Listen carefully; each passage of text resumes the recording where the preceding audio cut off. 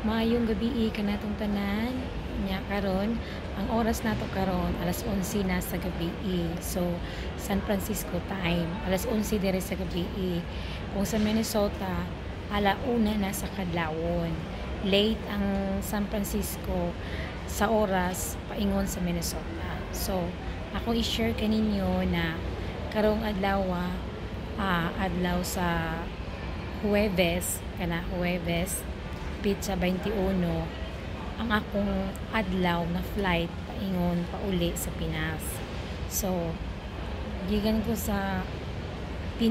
sa Minneapolis, Minnesota, nag-travel ko paingon sa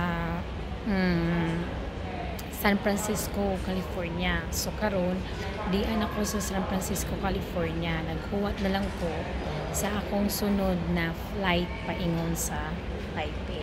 So gikan sa Minnesota paingon dire ang akong biyahe 4 hours and half.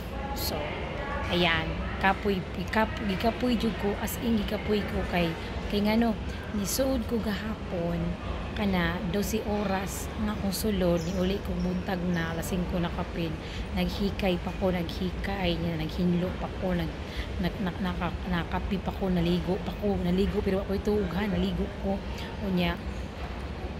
Pag abot sa alas 10 nagkuan mi tawag na kay nami schedule sa pahinlo sa kuko. So tanawag hang kuko hinlo na siya unya. Pag human na maghinlo mo biyahe nami paingon sa airport. So diyan nami sa airport ron akong manghod na natulog, nagluya, giubo, gikapoy kasukaon. So ako po nagpiyong-piyong na akong mata kay katugo na ko kaayo.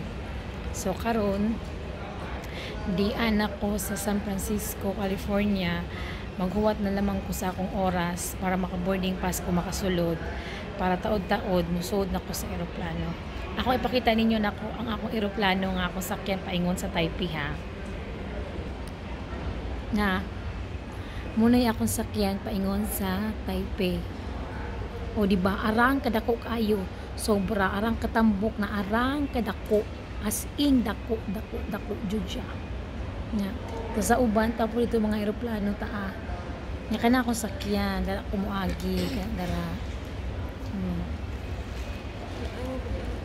Mo na siya akong sakyan. So mo na nahitabo.